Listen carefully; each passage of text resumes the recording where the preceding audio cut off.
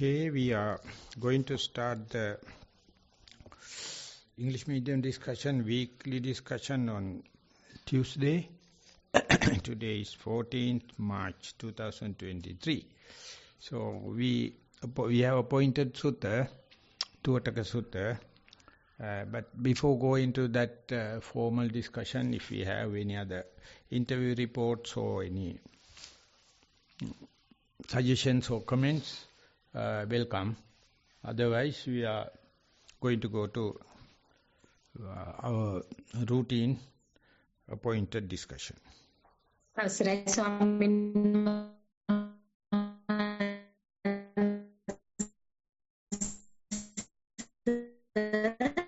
Distractions වගේ තියෙනවා හැබැයි සද්දය ඇහෙනවා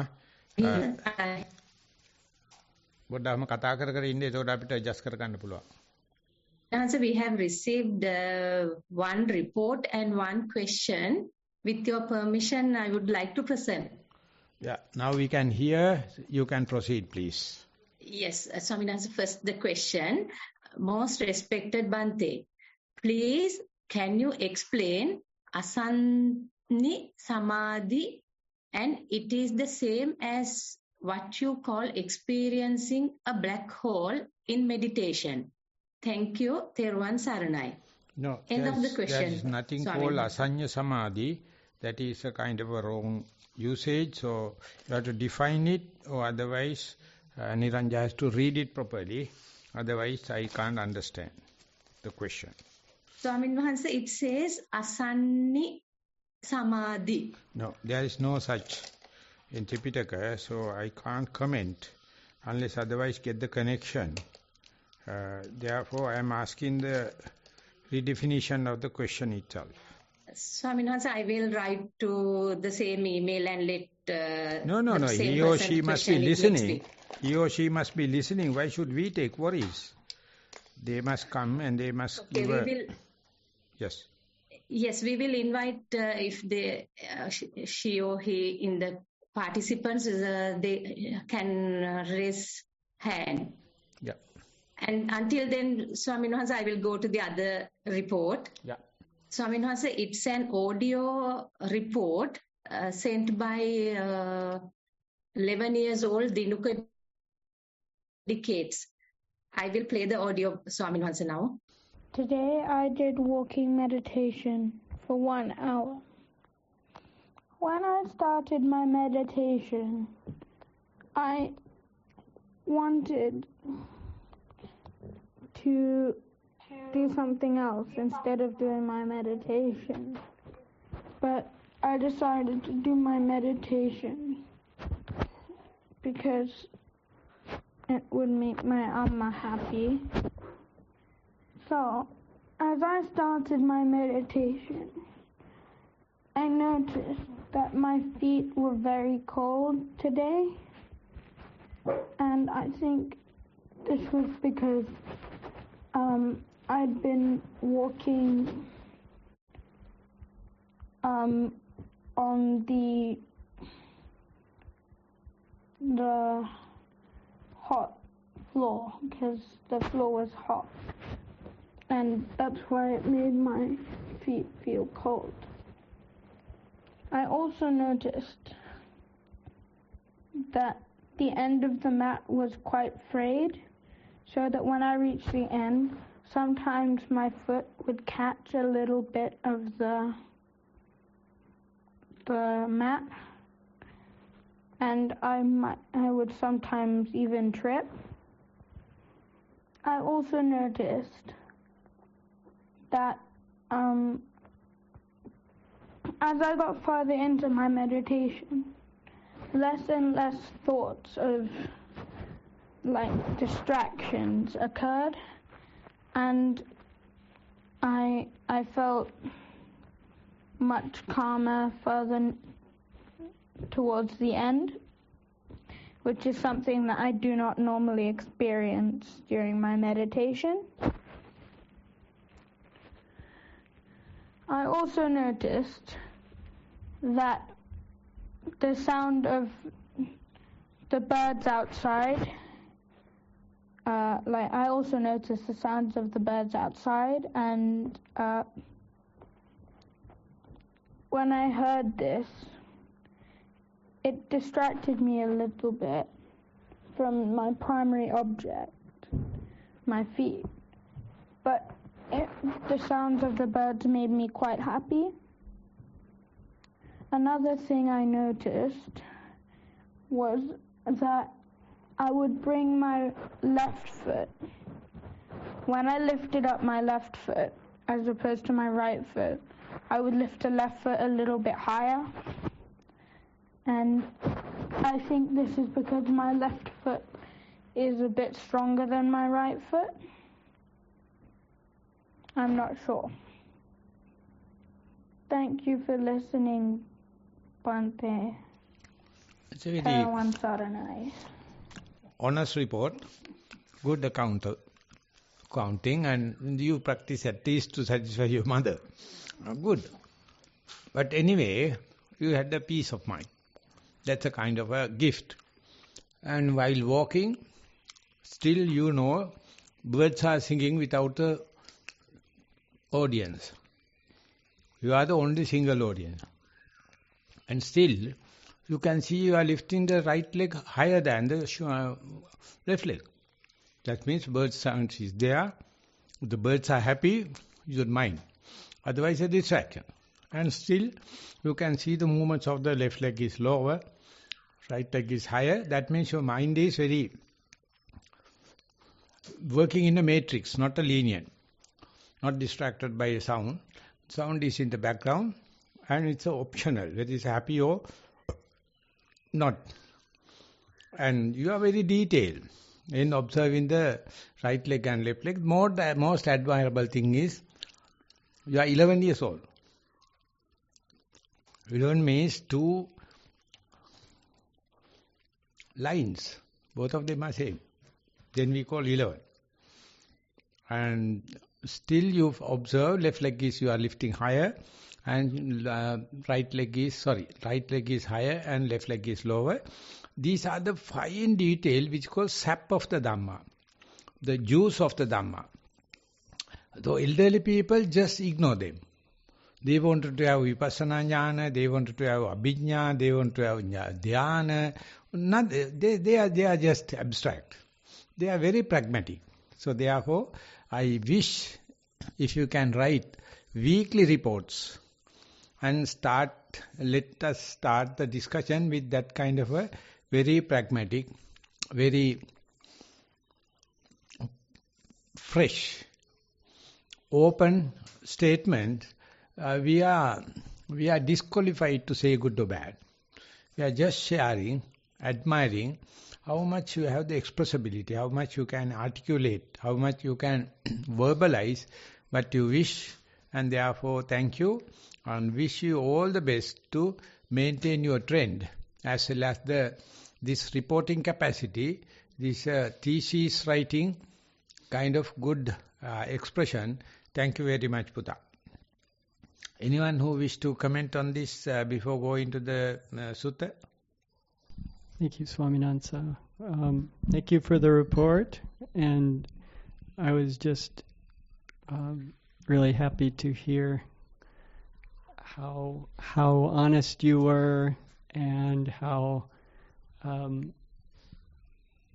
interested. You sounded very interested in investigating these different things and looking for the reasons why did the left leg lift higher than the right, and you had a wide range of things that you noticed. You were hearing bird sounds, and you noticed that made you happy. That's being in touch with your feelings, and also objective things like your foot raising higher than the other, and the mat being frayed at the end, and that sometimes that tripped you. You noticed the temperatures of the floor and your foot and the difference between those, and so just a wide range of different things you were aware of. So I really appreciated hearing all of your report. I hope you report again and send your recording in, because it's good to hear your voice.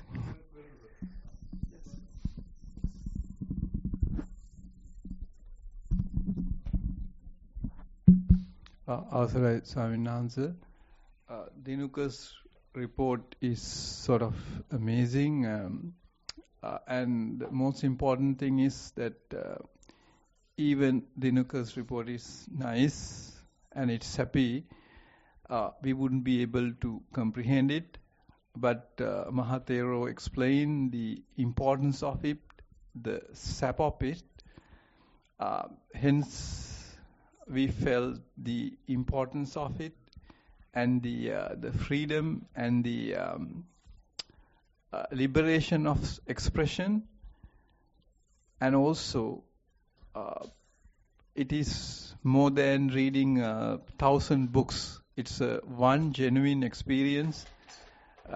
As Maha Thero said, I also very humbly and eagerly invite Dinuka and all the youngsters. Like there was a little girl, I can't remember her name. She has written a beautiful letter week before. Likewise, if you could send, we could really learn from your reports, and I humbly appreciate the beautiful report again. Thank you very much, and wishing you all the very best. Thank you very much for the comments and encouragement for the younger generation. So I would like to invite Venerable Buddharakkita to start with the sutta from the point where we stopped last time. Okay, so the next verse is, he should not overindulge in sleep. He should be devoted to wakefulness, ardent. He should abandon indolence, hypocrisy, laughing and playfulness, sexual intercourse, and personal ornamentation.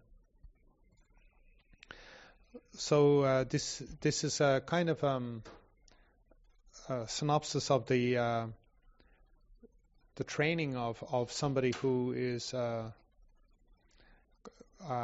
more than just amateur, kind of a serious practitioner. This is where somebody is like on a retreat, or they have ordained.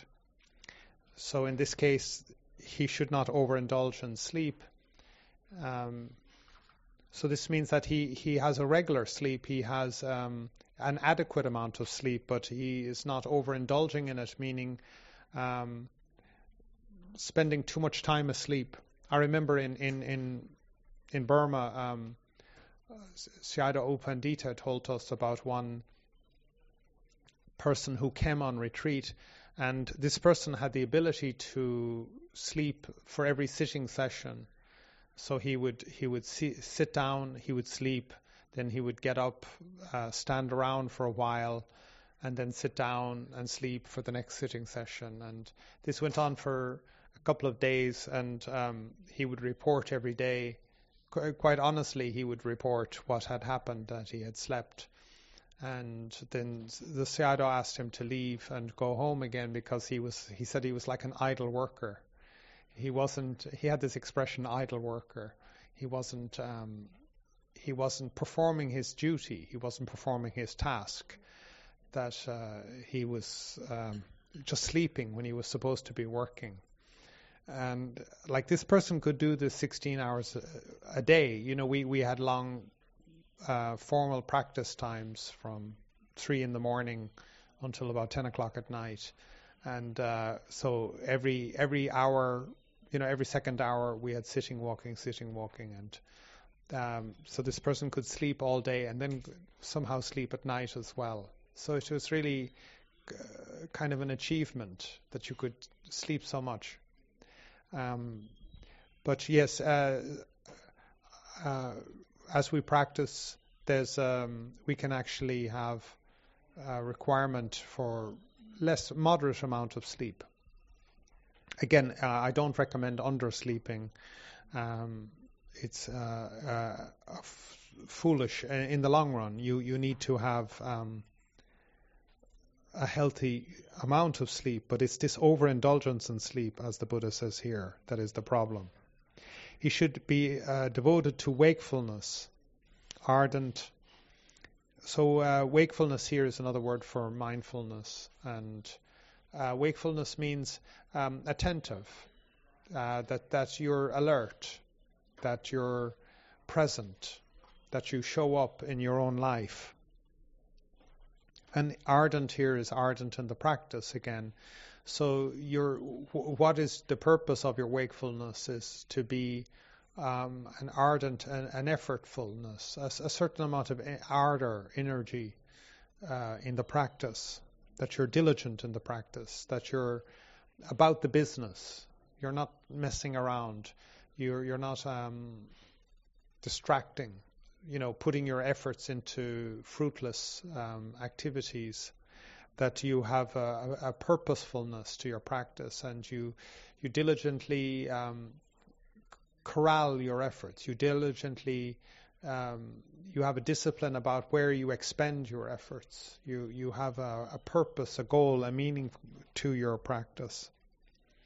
He should abandon indolence, hypocrisy, laughing, and playfulness. So indolence is a form of laziness, and hypocrisy here is saying one thing and doing another thing. So this could be where he's a boasting or a braggart about what he is doing or achieving, or it's a hypocrite, a person who, like I said, says one thing and does another thing. Laughing here is just kind of like people can be like making out like they're having a good time, or that they're just constantly seeking to be entertained. That kind of frivolousness of where we're having a laugh and let's have a laugh, and they put a lot of effort into fooling around and just filling their time with a constant effort to entertain themselves and entertain and distract others. And playfulness, again, you're sort of like the class clown. You're trying to always be like, this isn't playfulness in a healthy sense of the word. This is like a person who's quite needy and they want attention, and so they start to trivialize everything. So they're kind of people like where they're like, oh, you're so serious, let's have some fun, and they trivialize things. Whereas, like, I think in meditation, actually, a real playfulness is required, where you play with the object, or like Danuka this morning, you play with your steps, you play with your meditation, meaning you have this kind of delightful interest rather than being rigid or stiff. But this is just what my mum used to call kaffling around, kaffling or fooling or messing, or just a kind of a play that isn't like, I think play is very healthy. Like I watch the monkeys playing, you can see where they learn skills. You watch children playing, it's a very critical form of their development. But this is a playfulness where it isn't really playfulness, it's just wasting time. It's being distractive, being a nuisance, being attention-seeking.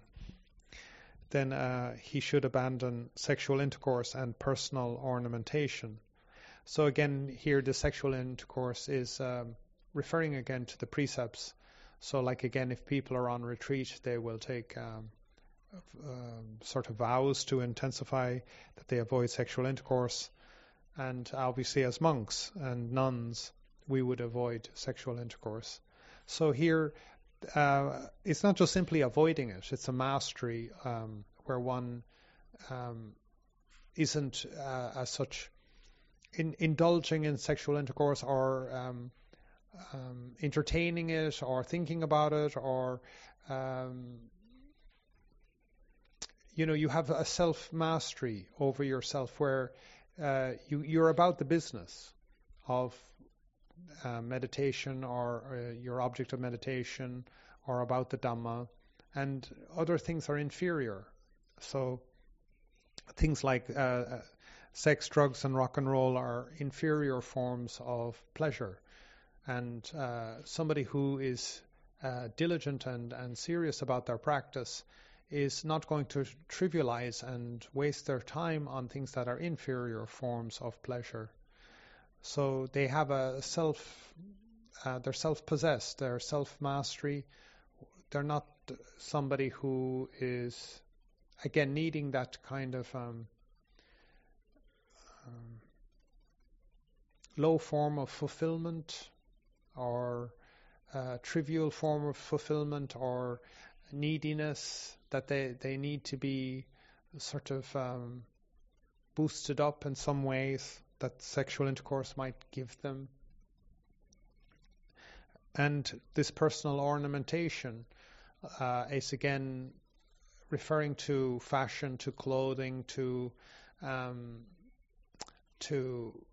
their stuff. That the word that's actually used is wider in terms of ornamentation. It's all of their stuff, that they have the right stuff, that they look cool or something like that. So again, we have to we wear what we need. It's enough to protect us from the cold or the weather or the insects or the wind or the rain, but that's about all that we use. So it's again, it's shallow people. They put so much effort into stuff so that they can boost themselves up. So these are all different. The Buddha is guiding us away, and it comes off in a negative way, a negative sense. Oh, don't do all of these things, don't do all of these things. But it has to be viewed in a positive light, that you're freeing yourself from a lot of traps. So you're freeing yourself from the trap of indolence and sleep and being a hypocrite and just laughing and fooling around and constantly trivializing everything and constantly being shallow and seeking sexual intercourse as a pleasure. You're trying to gratify yourself. You're a slave to instant gratification and empty things that will ultimately not be satisfying. But it comes off as very negative. On the other hand, it's very liberating. He's like saying, do you know that there are that there's a great purpose in life, and that you don't need to sleep your way through life? Do you know that to be wakeful and heedful and ardent in your practice is a wonderful thing? Do you know that indolence and hypocrisy, laughing and playfulness are just trivializing and wasting your time? Do you know that sexual intercourse is not the highest pleasure, and personal ornamentation, having the coolest stuff, is not totally cool? You know that there are other things that are more meaningful and important in life. So if you have that kind of superior view or approach, or you take that higher road in life, you travel that road that is less traveled, you can find that it is deeply beautiful and a real value. And you bring your life in line with your goals. If your goals have anything to do with the Dhamma, then all of these shackles start to fall away, these trivial things. And it's very liberating to be free from those things. Anyway, maybe Maha Thero has something else to say. Which is, if you are an advanced yogi, when the sloth and torpor or boredom or monotony sets in, specifically when you are reaching slowly to the middle path, you feel like that you are losing the ground, you are losing the touch, you are losing the connection, because you are well connected when you are in the sexual indulgence or in sleepiness. Their ego is very prominent.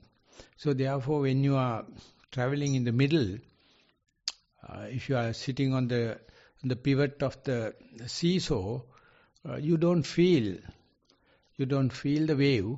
Under such circumstances, mind indulge again, going back to the gross areas, just to verify, am I living?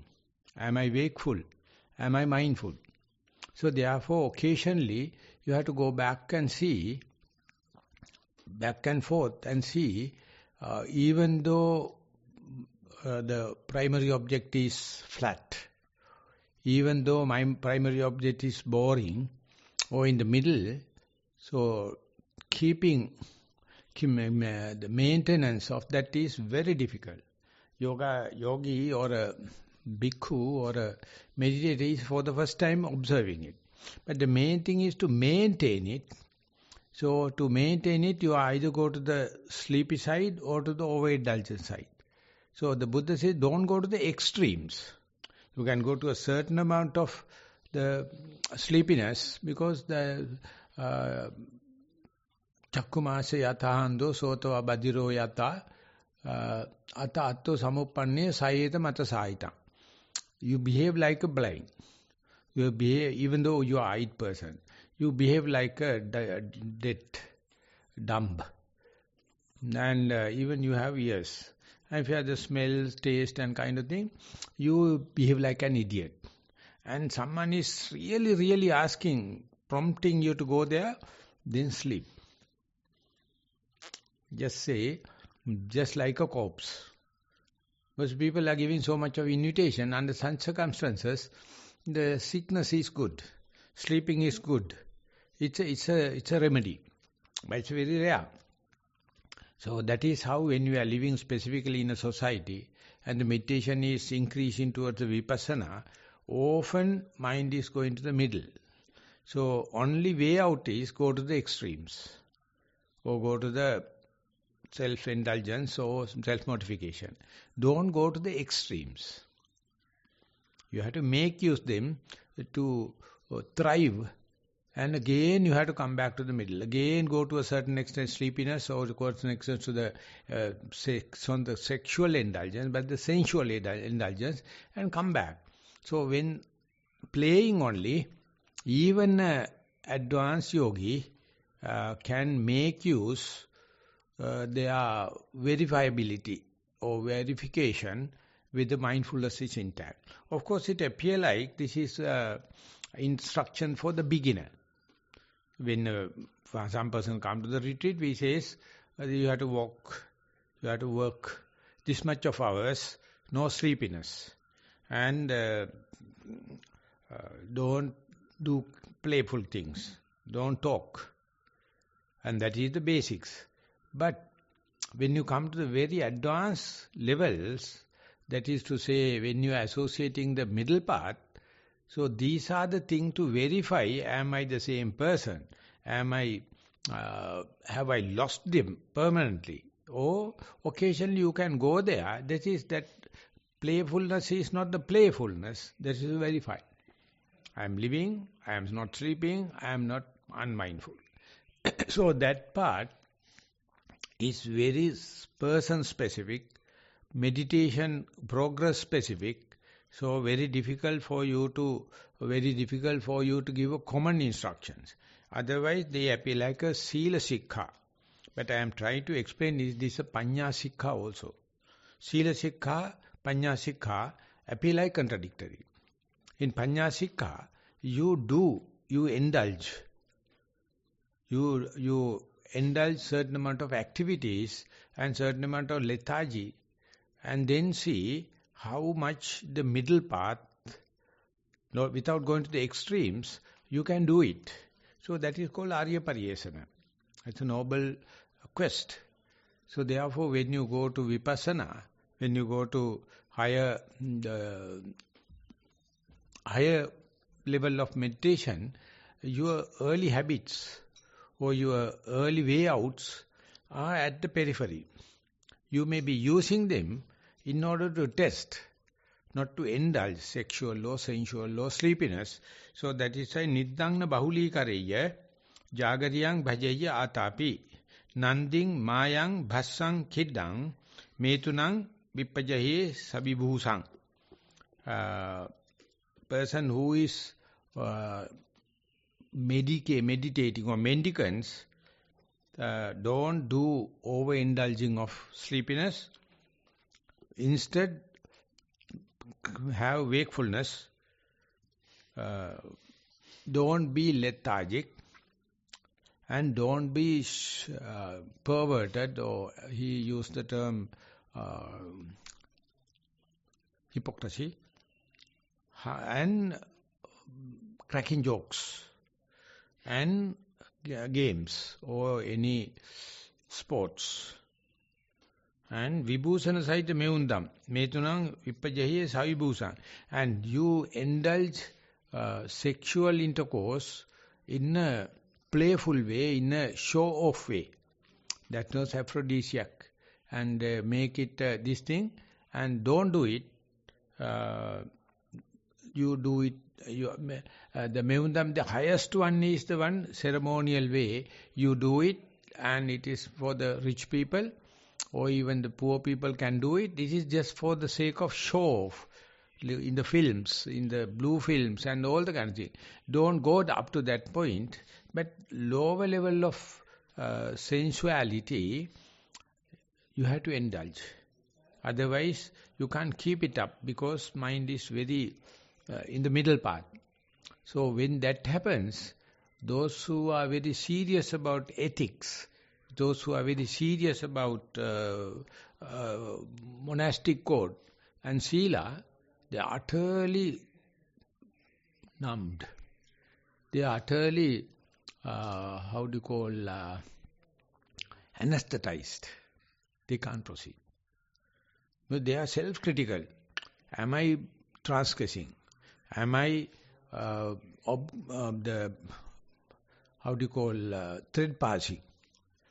Or am I, it is happening in the mental level. The mental level is not a kilesa. It's happening not expressed by verbal or physical, but you can understand earlier it was very transgressional, it's thread passing, but you can see the shadows. Don't go to extremes. So shadows as well as no feeling or no labeling or no indulgence with the middle path, you are playing in the narrow margin without going to the extremes. So that part in our interpretation, in our commentaries, lost. Commentaries are talking about the younger generation or the beginners with the sila, overemphasized. And when you go to the higher grade, solitude practice of vipassana, the sila is not relevant because you are alone. Sila relevant whenever you have a second person.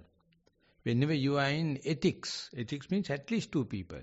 But when you are living in alone, or means of verbal and physical things are controlled and say calm and quiet, but the mind play within a cage like.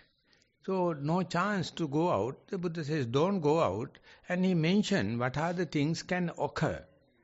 Sleepiness can happen and wakefulness can happen, and don't entertain lethargic or negligence, and don't be hypocritic, but don't think it is you are doing something and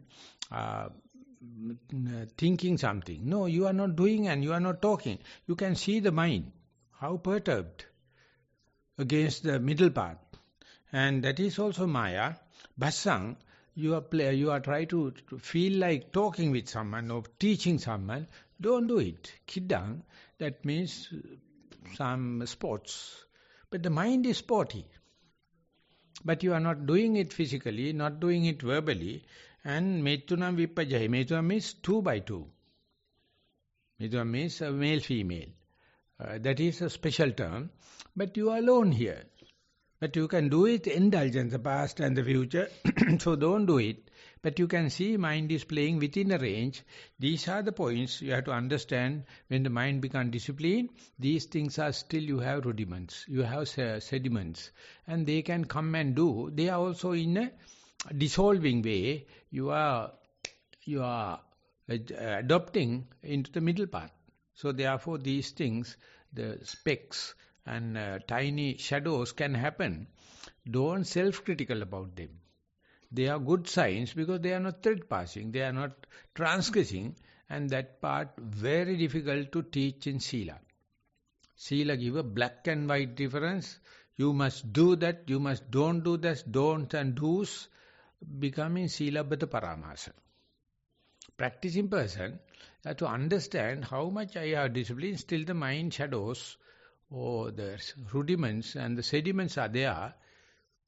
Don't indulge them, but see them. With respect to them, you have the middle path. So that is how you have to discipline. That discipline is, I don't call them as a Sila Sikha. I call them as a Panya Sikha or Vipassana way. Even in the Mahasi system, I never see that kind of a dangerous kind of interpretation. They are utterly adhering to the Visuddhi Marga. That means the beginner's instruction. But the advanced people, they have liberation. In the Tamil Tiger organization, no one can smoke. No one can drink alcohol. They have to grow plants. They have to be very industrious. But the Prabhakaran and SK and the other people, they are drinking. They are wearing different clothes and smoking. So other people can't understand he as a LTT member. But he is the highest ranker. They are not abiding by. They are doing it in order to camouflage. In principle, they are against drinking. They are against smoking. They are against the different safari suits. But when they are doing operations, they do it. Even their members can't understand. They are super people. So likewise, the poets have poetic license. They are not abiding by the grammar. If it is so, you can't compile a song. And in the army, commander is not disciplined. He has the authority to command everyone. No one can question him. So likewise, the Buddha himself banned all the superhuman super magics. Then other people start telling, now no one can do it, we can say they can't do it. Then the Buddha says, no, tell them I am doing. How come Bhante, you banned them, now you are going to do it yourself. Then the Buddha says, you know, when King Bimbisara's mango grow, there's a super hybrid mangoes. No one can pluck. But the King Bimbisara can pluck. That's why I call the royal mango grove. So likewise, ask them to come to that place. I will do it. So this performance is not breaking rules. This is a pragmatic thing. So likewise, you must understand when the mind becomes lethargic, when the mind becomes more and more to the middle path, there are ways and means mind find little refuge with the sleepiness and overactivity. So don't let them happen overindulgence, but you have to understand it is not moving far away like a pendulum, it's just moving at the middle path. So these are the things can happen when mind becomes such a discipline and such a wise, these things can happen. They are usually come with the Orambhagya Sanyojana, the higher grade of 5 shackles, Uddambhagya. Orambhagya means Kamachanda, Vyapada, Tina Midda, no. Sakkaya Ditti, Vichikicca, Silabbata Paramasa, Kamaraga, Patika. They are cut off at the Anagami level. But for the Arahant, Ruparaga, Aruparaga, Mana, Uddacha, Avijja, the shadows of them, still there. But if he is perplexed in mind, he will say, even though I am Anagami, I have these kind of thing. But they are shadows, they are not real, living. But they are precipitations, they are sediments. So you have to keep on, let them happen and dissolve them. Again, let them happen, dissolve, but they are not transgressing, they are not thread-passing. So that you can share with others, but you have to decide your past history and then understand, even they are happening in a disciplined way or in a benumbed way or in a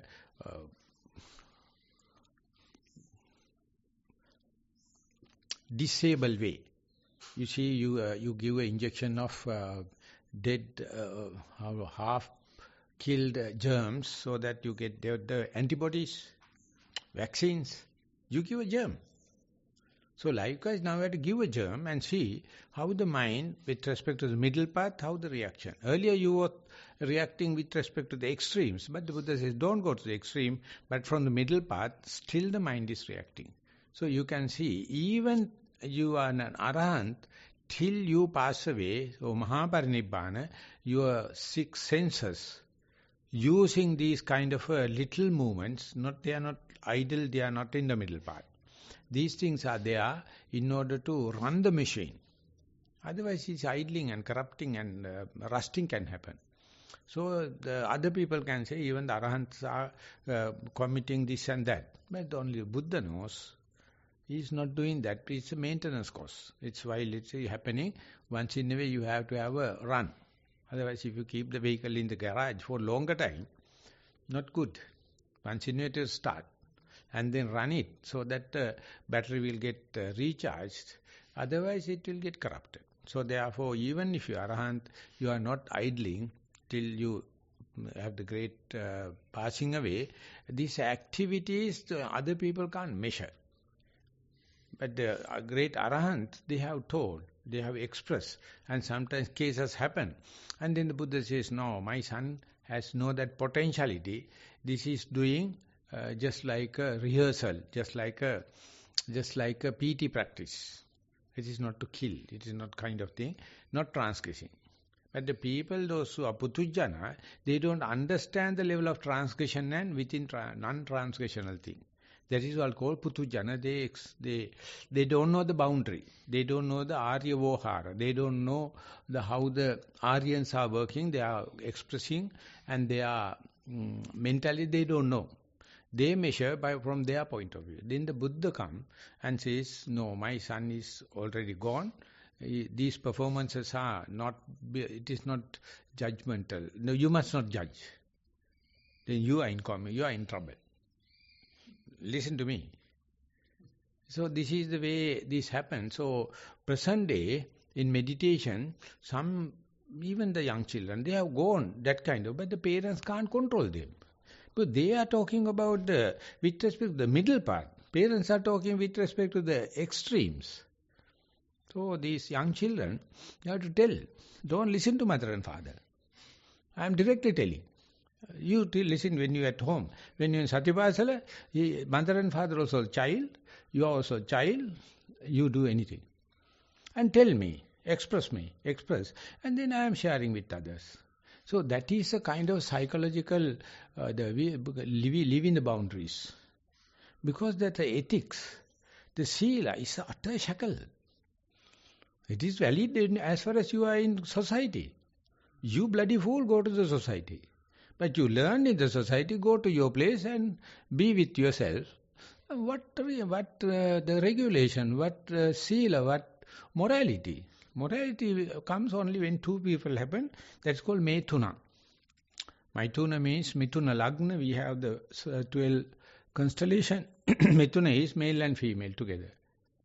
And Mithuna Dhamma means copulation. But to have the copulation, to have a touch, there should have two surfaces. But if you have one surface, the Zen Buddhism asks, what is the clap of the one hand? What is the sound of a one hand clap? No sound. There should have kind of thing. But even then, mind is living. So it is having some shadows. It is having some old games. That is to keep it some kind of a warmth. Because your central nervous system is working. And other organs is not much in work. Peripheral. Central nervous system is working. So to keep that minimum amount of food must be burnt. It is minimum, and the blood circulation come down, nervous system come down, centralize. Still, there is a action, there is a momentum, and he only can see it is going on. Ultimately, he can't keep the track. Drop. So leaving the trap and coming back on the track is not under your control. That Venerable Dhammadina, Sister Dhammadina told, going to the Nirodha Samapatti, you can't aim. It will go. Coming out of the Nirodha Samapatti, you can't determine. it happens. Because at that level, your judgmental power and good and bad, black and white, everything disappeared. So in the Udana Pali, so much of the stanzas are there. Anuntulan, Subhasubhang, they are never rising, never evolve, never die. There's a kind of energy. That energy also you can say as a wakefulness or sleepiness, that you put the label. That energy don't carry any label. You can't hook any label. So this is the part beyond language. And now, I don't know what is the proximate cause. Now people are talking more than earlier. Well, than my younger age, people are talking these things. And the best is Sutta Nipata. The best source. But we can't explain this only through the Sila restraint or moral restraint. It is childish in this here. But you have to understand, same thing happened in an evolved manner from the middle path, middle way based. This is extreme base. So you can have the interpretation accordingly. That is what I thought of sharing with. Sadhu, sadhu, sadhu, Bhante. Maha Thero. And thank you, Bhante, for your giving attention to the details of how you explained, Bhante, hypocrisy and laughing and playfulness and all these things, how we tend to avoid our make fun, make play when we should be, when we can actually come to practice and, rather like you had said it, Panditarama, Maha Thero, there was, commenting on the person being idle, an idle worker, but Maha Thero, especially Sadhu, for making this so human. It seems that we can latch on to, we can become attached to observing sila and making things too much based on rules, being attached to the rules and sila, and like we read this verse and it's it sounds very kind of strict and saying don't overindulge in sleep, should be devoted to wakefulness, ardent, should abandon indolence, hypocrisy, laughing, playfulness, sexual intercourse, personal ornamentation, and but from what I can understand, Maha Thero saying, that as we become more directly into our practice, where we're feeling our mindfulness is getting better, we still have these, or even at the Arahant level, there is this arising of this residue of old playfulness, maybe, and even maybe, feelings of sexual, or thoughts of sexuality, or things. Even a Arahant may have the residue of these things arising, but it's not a transgression. It's not a problem. It's just natural. And so I just very grateful for Maha Thero for bringing this into a really human way of seeing our practice without being confused by such things as these sila practices, or these particular pointing out overindulgence in sleep. Sometimes, I think Bhante as well are saying that you need enough sleep, but to be overindulging is can be avoiding like problems that you may have yourself. And Bhante was saying about playfulness being something that is that people are sort of, it's like they're avoiding something, or they're, it's always looking for playfulness, always being very playful, and like the class clown. And also, there on the other extreme, there are people that are too serious and too attached to the sila and very, very, like hard line and serious about sila. And at the same time, that could also be something about that person's personality, that they are becoming attached to the rules. And at the same time, that can too be a way of missing the point and being too strict, too serious, and too stiff, or not spontaneous, not having the spontaneity of humanness when we become too playful or too serious.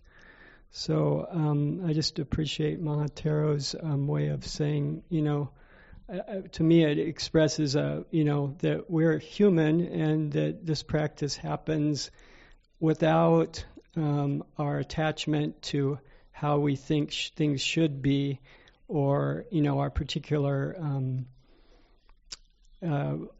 attachments that we bring into practice before we even, know of practice. We have these sorts of tendencies or characteristics of our human nature that are actually hindrances to, to waking up. And so when we start to realize kind of a middle way, like Maha Thero is saying, is it's this middle way. It's not to the extremes.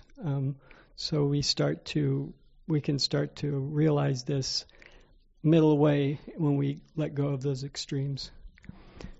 Thank you, Swaminatha. Thank you. Hosrai Swaminatha. Thank you, Mahasangha, for all your comments so far.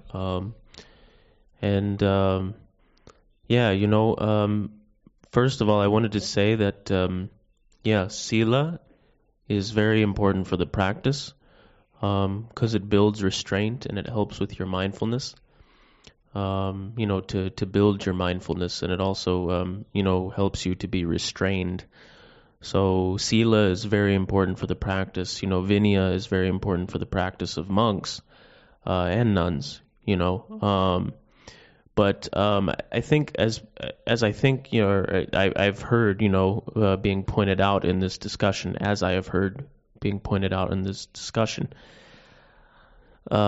it's not to be a source of grasping. So sila is definitely important for the practice. It's definitely important for restraint, and it's definitely important for helping to build mindfulness. And so in the case of monks and nuns, we have Vinaya. Monastics, we have Vinaya. But sila is not supposed to be a source of grasping. So once if somebody turns sila into a source of grasping, if they cling to sila, it becomes like this view that they have that they're clinging to, and so they can get into debates. They can have arguments with other people. They can bicker with other people over sila. Your sila is not as good as mine, or your monastery doesn't follow as good sila as my monastery, or where I'm staying at. This and that, and that's not the point of sila. The point of sila is to build restraint and to help build mindfulness. So it's not, it's supposed to make you more pure. It's supposed to help you become more pure, and it's supposed to help you become gentler, wiser, more kind. And so if you're debating and arguing with people over sila, that's not very gentle or polite or kind, if you're going around and, trying to force your views down other people's throats. That's not really polite or nice or friendly. So that's clearly not the point of sila. It's to make you more pure and more kind and more wise and more virtuous. And so that's what I wanted to say about sila, is that, it's very important for the practice, and for restraint and mindfulness, but helping to build restraint and mindfulness, but it's not supposed to become a source of grasping. Same thing with right view, as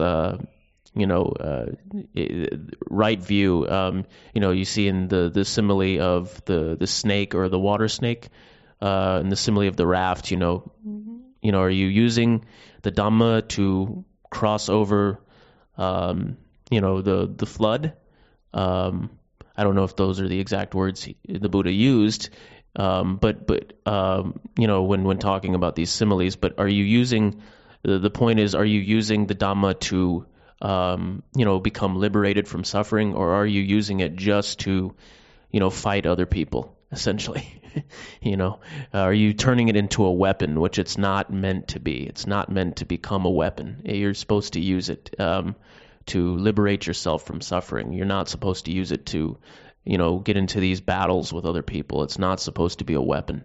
So the same thing with sila. It's not supposed to be a weapon. It's just supposed to help you in your practice. So it is important, but it's not. It should not become a source of grasping. And then also, in this verse that was read today from this sutta, there was, talk about, it was talking about, abandoning or abstaining from sexual intercourse. And, I can speak from experience. When I was a lay person, I had several romantic relationships, and, when you get into a romantic relationship with somebody, there can be that, there is that attachment, that gets built up between the two people. And I saw that when I was, a lay person and having these romantic relationships, I was even in a relationship before I became a monk. I broke it off to be a monk, but, there's this, there was this attachment, with these relationships,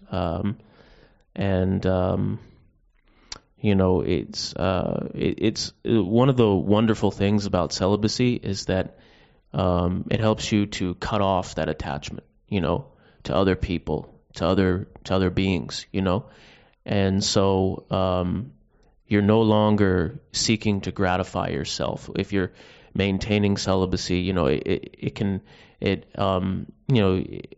helps you to cut off that attachment to other beings. So you're no longer seeking to gratify yourself sensually with other beings. And so, as a result, you can become a lot more, you can become a lot less selfish. And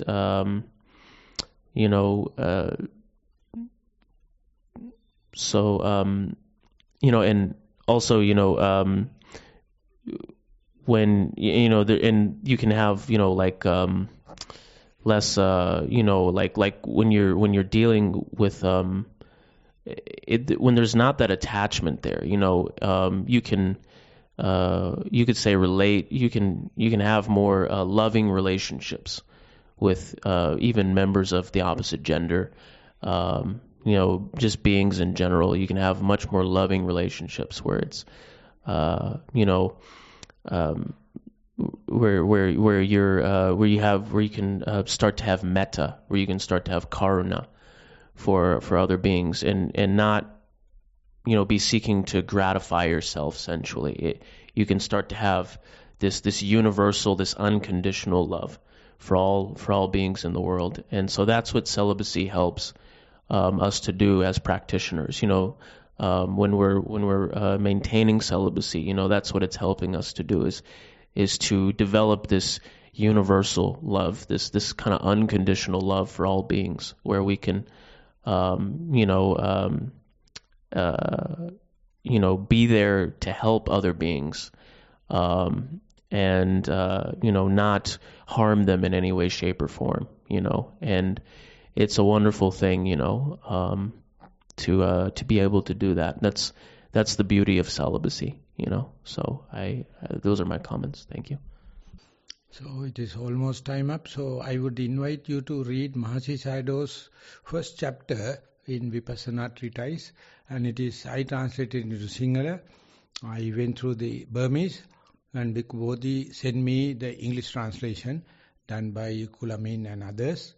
And first chapter is about the Sila Visuddhi, complete area where this Venerable mentioned that how the Arahant had the suspicious kind of behavior, how the Buddha explained himself, and other thing happened where the Buddha passed the judgment from the middle path, not from the extremes. All the things are there. So ultimately, conclusion is, monks are very disadvantageous in meditation because they have so much of rules. Lay people can do it because only 5 precepts, 8 precepts. I witness partly because I practice even without precepts. And it was very easy because we have not proclaimed, we have not claimed that I am so and so. And last sentence he says, even then, don't underestimate Sila. If you go to hell, 99% people or beings in the hell is without Sila. Have Sila, it's a beginner's mind. And after a while, you have to think, it's a grasping, Silabhata Paramasa. So it's a very good treatise. The Sila Visuddhi, I think that will give the kind of how a wise person, how the point of view of the middle path, how you can look at the people, those who have broken Sila, those who are Arahant, appear to be breaking Sila, but the Buddha gave a very nice interpretation. Mahasi Sayadaw collected all in the Tripitaka and present. Very nice one. So we are going for Pindapada. Thank you very much for the participation.